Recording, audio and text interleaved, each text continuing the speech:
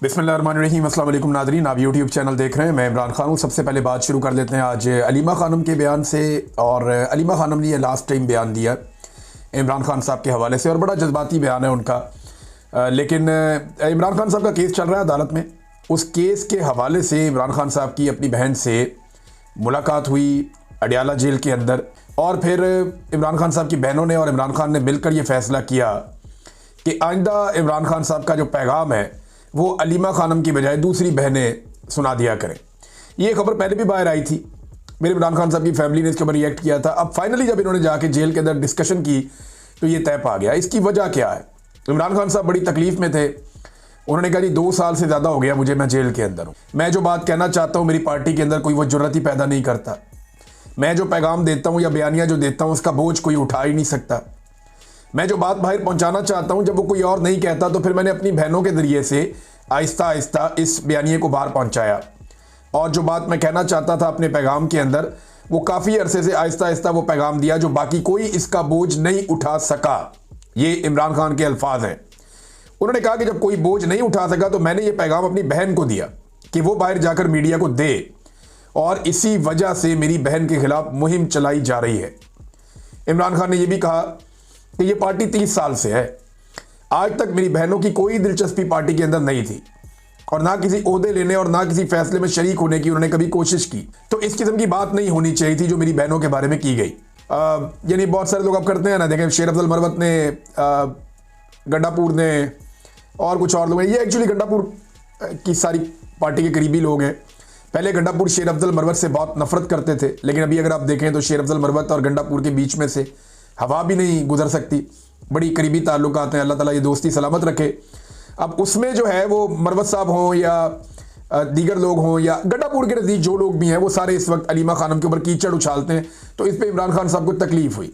उनकी बहनों ने कहा कि इमरान खान ही चेयरमैन है और PTI इमरान खान की जमात है। यानी बहनें तो यही कहेंगे ना कि उसने इतनी मेहनत की, सारी ज़िंदगी हमारे भाई ने लगाई है, वो यहाँ तक लेकर आए एक पोलिटिकल पार्टी को, अब उसको अलग तो नहीं कर सकते। अब ये बात क्यों करते हैं कि इमरान खान के बाद कौन होगा? हमारा असल फोकस इमरान खान की रिहाई है जो नाजायज़ कैद में है।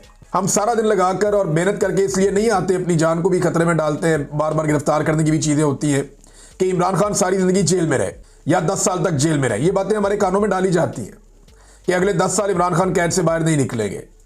इमरान खान चेयरमैन हैं और चेयरमैन रहेंगे, और इंशाल्लाह ये भूल जाएं हमारे मुखालिफिन के इमरान खान अगले 10 साल कैद में रहेंगे, क्योंकि वो नाजायज़ कैद है।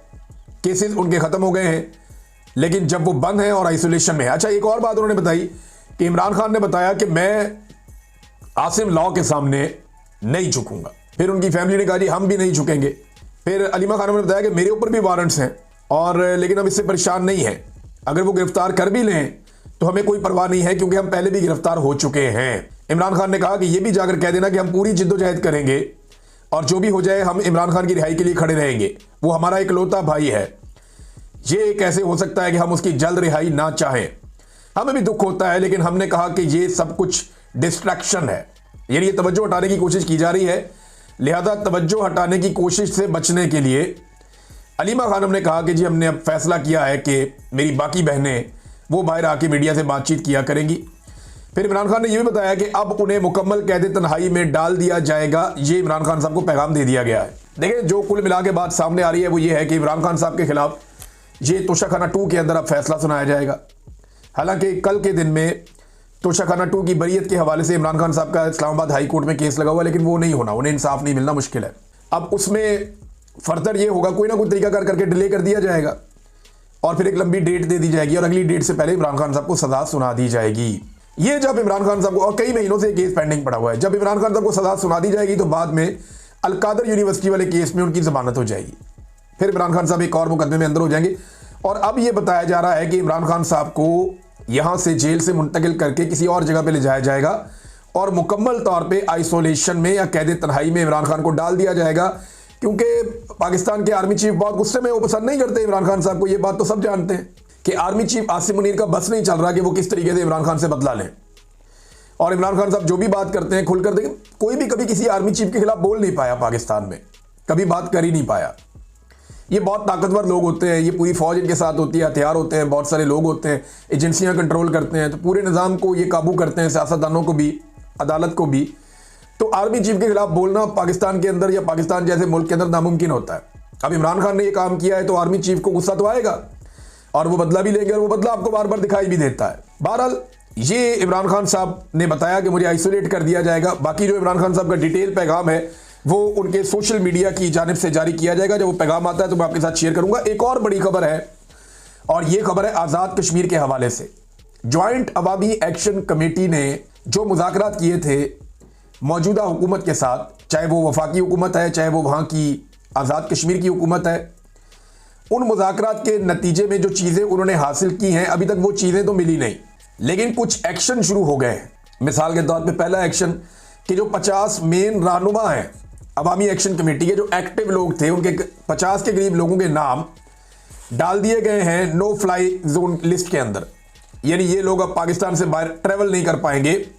एयरपोर्ट से किसी जहाज में बैठ के चाहे उम्रा करना है, चाहे इन्होंने हज पे जाना है, चाहे इन्होंने बाहर किसी और मुल्क में जाना है, ये लोग अब पाकिस्तान से बाहर ट्रेवल नहीं कर पाएंगे। इनके नाम एजेंसियों ने डलवा दिए हैं वजारत दाखिला के जरिए से नो फ्लाई लिस्ट के अंदर। तो अब ये लोग जो है वो ट्रेवल नहीं कर पाएंगे। पहला कदम तो ये उठाया गया, लेकिन हैरत की बात है कि इनमें से कोई भी बाहर जाना भी नहीं चाहता। मेरी जब इन लोगों से बात होती है वो कहते हैं जी हम बाहर जा ही नहीं सकते, हमारे पास इतने पैसे ही नहीं है। यानी एक की किताबों की दुकान है, उसका सीजन लगता ही तब है जब बच्चों के स्कूल खुलते हैं, नई क्लासेस आती हैं। एक जो है वो उसका वो तारों का काम करता है, जो इंटरनेट की तारें होती हैं वो ये डालता है। ये लीडर है, मैं आपको बता रहा हूँ। एक और जो है उसकी कोई और बेकरी है। यानी ये सारे दुकानदार हैं, ताजिर है, कोई इधर मोहल्ले में, कोई उधर रहता है, कोई छोटा मोटा काम करता है। इस तरह के लोग हैं जो सारे लीडर है अवामी एक्शन कमेटी के। इनके पास पैसा होता तो ये बड़ा कारोबार करते, या मुल्क से बाहर जाने की इनकी हैसियत होती तो पहले चले जाते। आज़ाद कश्मीर में तो बड़ा ट्रेंड है बाहर जाने का।